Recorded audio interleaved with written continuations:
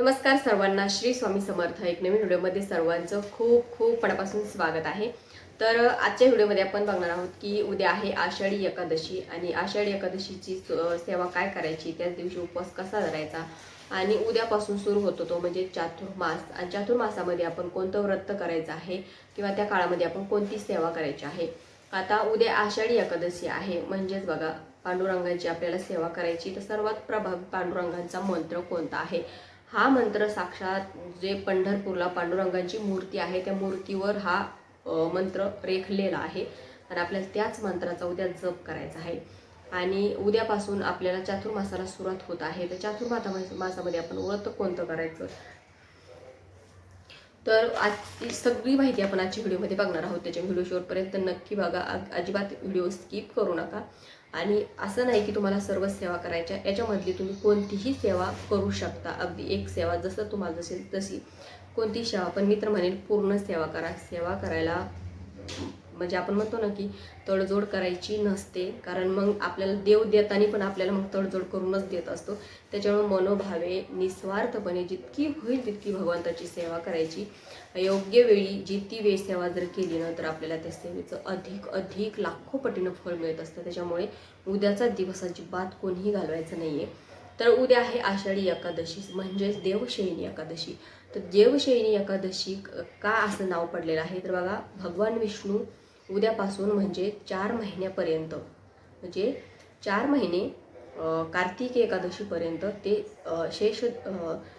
ते निद्र अवस्थेत जातात. त्याच्यामुळे हे एकादशीला देवशयनी एकादशी असं पडलेलं आहे. तर ह्या दिवशी आपण भगवान विष्णूंची सेवा करायची, पांडुरंगाची सेवा करायची. आता भगवान विष्णूची सेवा म्हणजे काय, तर बघा भगवान विष्णूंची सेवा म्हणजे आपण व्यंकटेश स्तोत्राचं पठण करू शकतो. त्याच्यानंतर आपण विष्णू सहस्त्रनाम याचं पठण करू शकतो. आता उद्या तुम्ही व्यंकटेश स्तोत्राचं अनुष्ठान पण करू शकता, म्हणजे संध्याकाळी 12 वाजता ही अनुष्ठान करून ही सेवा करायची असते. यानं आपल्याला म्हणजे चिरकाल लक्ष्मी प्राप्त होते. अतिशय प्रभावी हे मंत्र आहे किंवा ही सेवा आहे. त्याच्यामुळं तुम्हाला जर डिटेलमध्ये माहिती जर पाहिजे असेल ना तर मग आपल्या व्हिडिओमध्ये चॅनलवर आहे तशी त्याची माहिती. तर काय करायचं आहे, तर बघा आपण उद्यापासून आपल्याला 4 महिने, म्हणजे उद्यापासून आपल्याला 4 महिने कार्तिक एकादशीपर्यंत आपल्याला गोपद्माची व्रत करायचं आहे, म्हणजे त्याची सेवा करायची आहे. आता पद्म म्हणजे कसे तुम्ही हाताने काढू शकता किंवा तुम्हाला अशा प्रकारे कुठेही मार्केटमध्ये छापा त्याचा मिळून जातो. हे गोपद्म म्हणजे 34 गोपद्म आहे 40 गाईचे पावलं आपण ज्याला म्हणतो. तर तुम्ही हाताने पण आपण इझिली त्याला काढू शकतो. पण आपल्याला माहिती आहे की सकाळची वेळ असते, इतका वेळ आपल्याकडे नसतो. म्हणजे रांगोळी टाकली की छापा त्याचा उमटून जातो, व्यवस्थित पण तो दिसतो. तर असं एक छापा घेऊन यायचा असेल तर अजून म्हणजे उत्तमच. तर असा एक काढायचा. त्याच्यानंतर हा जर तुमच्याकडे सागवानाचा पाट असेल तर पाटावर काढा, लाकडी किंवा आपल्या जिथे तुम्ही देवाची पूजा करता किंवा तुम्हाला तुळशी जवळ तुमच्या काढता आलं तरीही जमतो. तर याची रांगोळी काढायची. त्याच्यानंतर त्याची पंचोपचार तुम्हाला पूजा करायची आहे आणि रोज याची तुम्हाला 4 महिने हे गोपद्माची सेवा करायची आहे, म्हणजे याचं व्रत करायचं आहे. लक्ष्मी प्राप्तीसाठी हे व्रत असतं. तर बाकी दुसरं तुम्हाला काहीच करायचं नाही. सकाळीच तुम्ही ही देवपूजा करता तेव्हाच ही तुम्ही सेवा करून घ्यायची. त्याच्यानंतर उद्या उद्या आहे आषाढी एकादशी. तर आपल्याला काय काय सेवा करायची आहे, तर बघा पांडुरंगाचा दिव्य मंत्र आपल्याला एक माळ त्याचा जप करायचा आहे. तुम्हाला मी तो मंत्र पण सांगणार आहे. त्याच्यानंतर आपल्याला रोज रांगोळीची पण सेवा करायची आहे. त्याच्यानंतर आता ही रांगोळी सेवा तुम्हाला कार्तिकी एकादशीपर्यंत करायची, म्हणजे 4 महिने ही सेवा तुम्हाला कंटिन्यू करायची आहे. मधात अडचण आली तर ती सेवा स्किप करू शकता किंवा घरातल्या तुमच्या मुली किंवा तुमचं दुसरं कोणी असेल करायला जोगतं त्यांना पण तुम्ही ही सेवा करायला लावू शकता. स्किप झाली 2-4 दिवस तर काहीच हरकत नाही. तर त्याच्यानंतर तुम्हाला काय करायचं आहे, कुलदेवीची तुमच्या सेवा करायची आहे. म्हणजे कुलदेवीचा टाक असेल त्याच्यावर अभिषेक करायचा, तिच्या कुंकुमार्चन करू शकता. त्याच्यानंतर पंचोपचार अभिषेक करून तिची सेवा करायची. आणि कारण आपल्या कुलदेवाची सेवा केल्याशिवाय आपल्याला कोणत्याच देवाच्या सेवेचं फळ मिळत नाही. त्याच्यामुळे तुमचे जे कुलदैवत असेल, कुलदेवी असेल, त्याची तुम्हाला अगोदर सेवा करायची आहे. त्याच्यानंतर भगवान विष्णूंची आपल्याला पूजा करायची आहे. आता भगवान विष्णूंची पूजा म्हणजे तुमच्याकडे फोटो असेल, आता भगवान विष्णू म्हणजे आपल्या बाळकृष्णाचं जे अवतार आहे, बाळकृष्णाची पण तुम्ही सेवा करू शकता. म्हणजेच काय तर त्यांच्यावर पुरुषसूक्त म्हणून अभिषेक करायचा. त्याच्यानंतर व्यवस्थित त्यांना वस्त्र घालायचे, हळदी कुंकू पंचोपचार यांची पूजा करायची आहे. त्याच्यानंतर तुम्ही विष्णू सहस्त्रनाम वाचायचं आहे. आता उद्या काय काय सेवा करायची तेच तुम्हाला सांगते. उद्या विष्णू सहस्त्रनाम वाचायचं आहे. त्याच्यानंतर राम रक्षा एक वेळेस तुम्हाला पठण करायचं आहे. त्याच्यानंतर गीतेचा 15वा अध्याय तुम्हाला वाचायचा आहे. त्याच्यानंतर गीतेची 18 नावे हे पण तुम्हाला म्हणायचे आहे. गीतेची 18 नावे जर आपण घेतली तर आपल्याला पूर्ण गीता वाचल्याचं फळ मिळत असतं. बघा किती मोठं पुण्य आहे हे आणि किती मोठी सेवा आहे. त्याच्यामुळे ही सुद्धा सेवा करायला तुम्ही विसरू नका.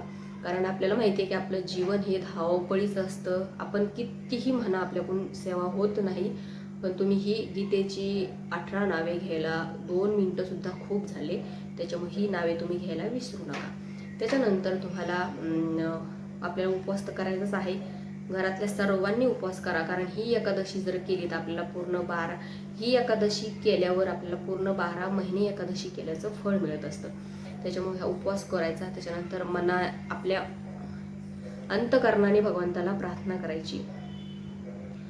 आता बघा, भगवान विष्णूला 1000 किंवा 108 तुळशीपत्र जर असतील तर ते सुद्धा वाहू शकता.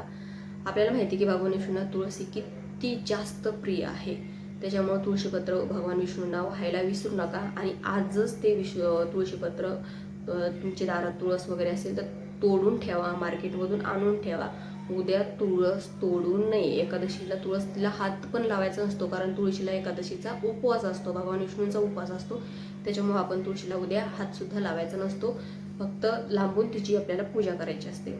त्याच्यानंतर पुण्यप्राप्ती बरोबरच आपल्याला शारीरिक इंद्रियांनाही विश्रांती द्यावी लागते.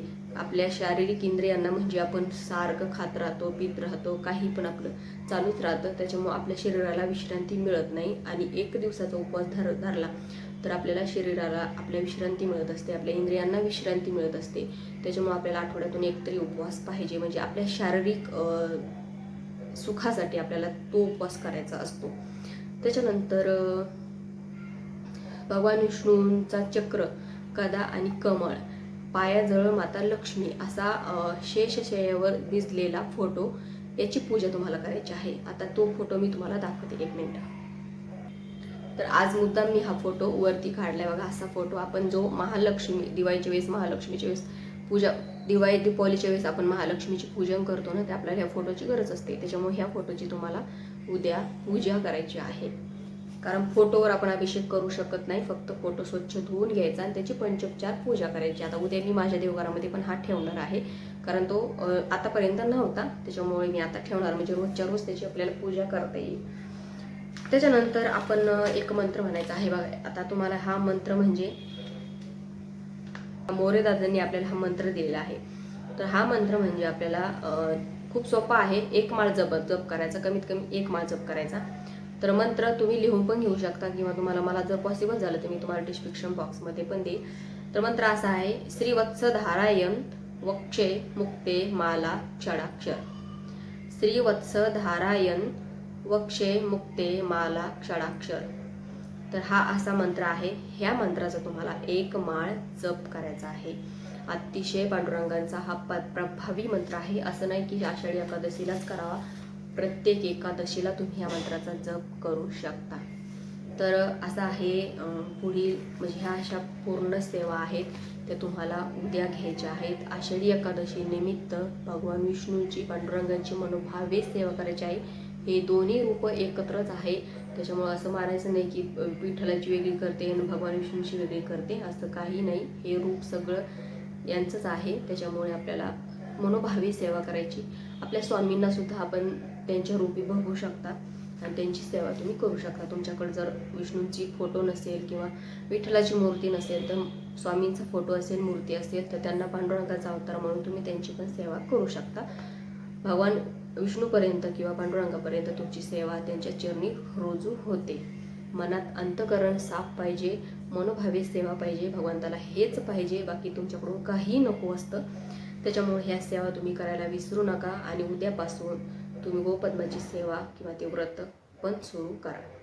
तर आय होप तुम्हाला समजलं असेल. तर आजच्या व्हिडिओमध्ये इतकंच. व्हिडिओ आवडल्यास व्हिडिओ लाईक करा, शेअर करा आणि आपल्या चॅनलला सबस्क्राईब करायला विसरू नका. धन्य सेवा. श्री स्वामी समर्थ. आणि गुरुमाऊलींच्या चरणी रुजू करते. श्री स्वामी समर्थ.